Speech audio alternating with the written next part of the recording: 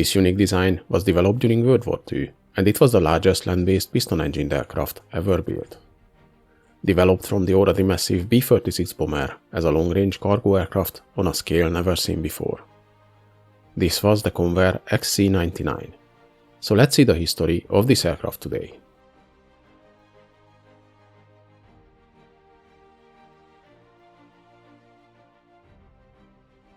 To understand the development of this giant cargo aircraft, we have to go back to the early years of World War II, when the US military started to show interest in developing new long-range bomber and cargo planes.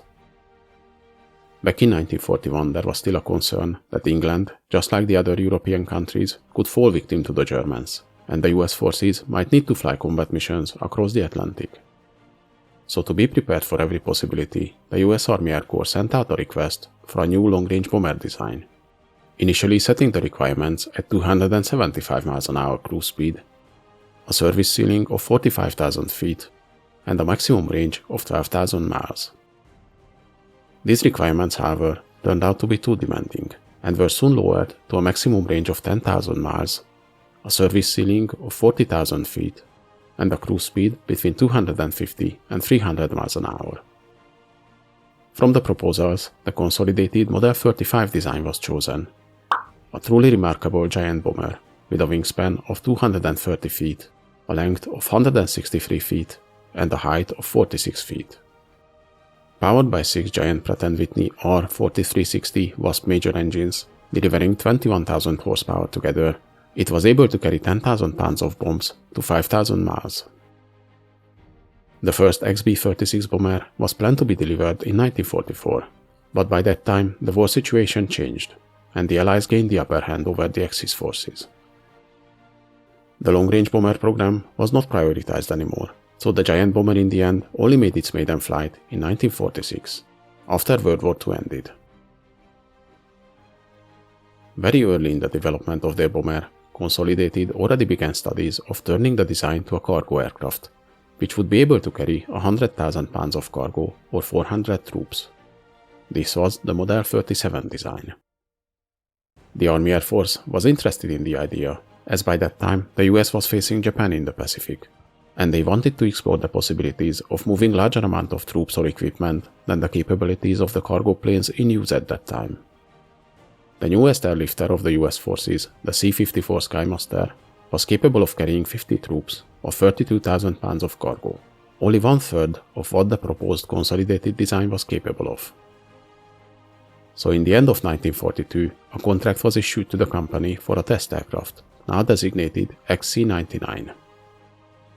But this new design had to take a backseat to the then still urgent B-36 bomber project, so its development was fairly slow, even though it reused many parts from the original bomber design, like the wings, engines, and landing gear. Construction of the plane didn't officially start until the end of World War II, and the first model only made its maiden flight in November 1947. During this time, Consolidated also merged with WWII, becoming the Convair Corporation.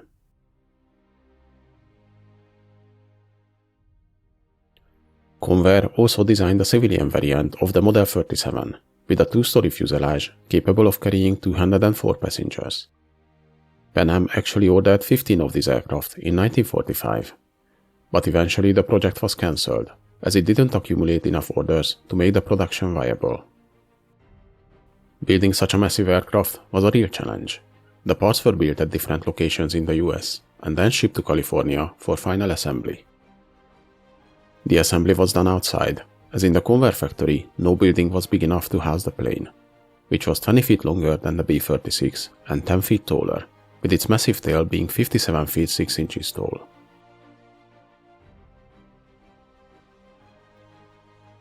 The plane specifications were astonishing in every aspect. The XC-99 had a length of 182 feet 6 inches, with the same 230 feet wingspan as the B-36. It had a cargo compartment which was 110 feet long, 14 feet wide, and 12 feet tall, with a volume of over 17,000 cubic feet.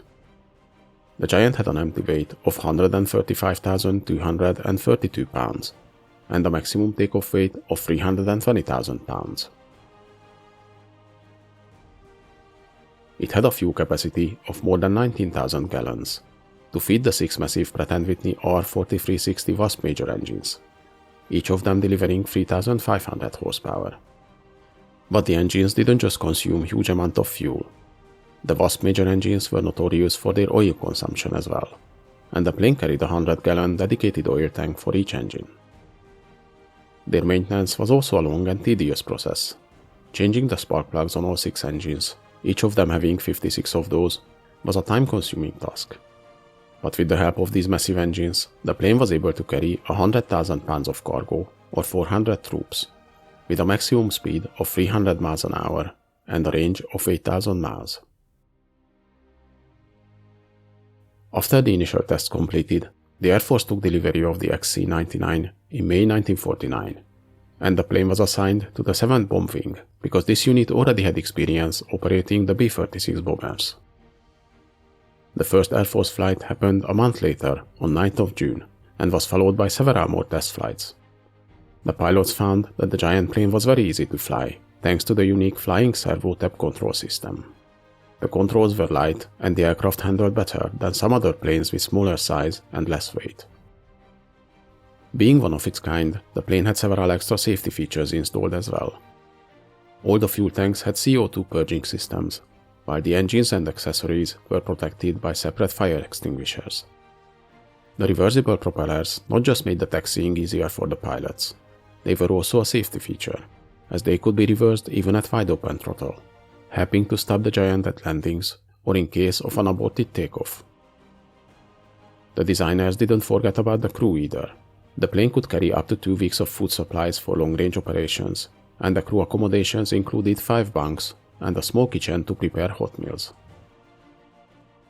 In July 1950, it flew its first cargo mission, Operation Elephant, and set a record immediately, delivering 101,266 pounds of cargo from San Diego to Kelly Air Base, a record it broke soon after with a shipment of 104,000 pounds.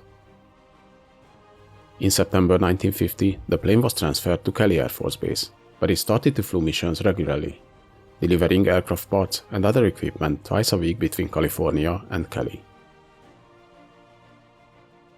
Apart from its routine flights, the plane had some more interesting missions as well. One time it had to carry 42 aircraft engines for C-54s to McCord Air Base during the Korean War.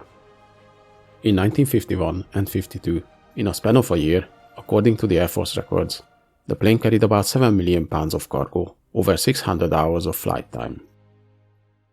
During these years, it received several upgrades. Its original engines were replaced with newer 3,800 horsepower Pratt & Whitney models. In place of its original landing gear, it received the 4-wheel system used on the production B-36 bombers, and a nose radar was also installed on the plane. Several other upgrades, like special loading ramps and containers, were also installed, which reduced loading times considerably. In August 1953, the plane also flew to Germany, covering 12,000 miles, carrying about 60,000 pounds of cargo both ways.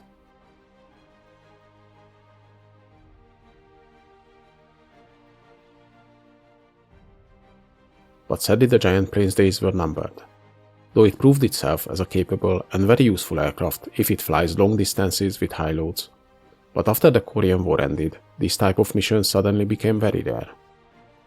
Newer technologies like the jet engines appeared, making the piston engine planes obsolete, and with the phasing out of the B-36 bombers for the newer B-52 type, the spare parts for this giant became scarce, and its maintenance became problematic. In 1957, only 10 years after its first flight, it was declared surplus, and its operations were stopped altogether by the Air Force. The big plane landed at Kelly Air Force Base for the last time, and soon it was moved to an off-site location and stood there for long years. Finally, in 2004, the plane was disassembled to be moved to the National Museum of United States Air Force. The transfer was finished in 2008, and sadly it was found by this time the plane was in very bad shape, especially its airframe, thanks to its high magnesium content. The museum, sadly missing the funding to restore the giant aircraft, had to put it in storage for the time being at the Davis Mountain Air Force Base in Arizona, but it still rests today. Though the XC-99 was not a commercial success and only one was built, During its 10-year lifespan, it flew nearly 1.5 million miles, over 7,400 hours, and carried over 60 million pounds of cargo. And it helped the development of the loading and cargo handling techniques for large airlifters. Hope you guys enjoyed this video. Please leave a like, subscribe to my channel, and in the comments let me know if there's any interesting events or vehicles you'd like to see.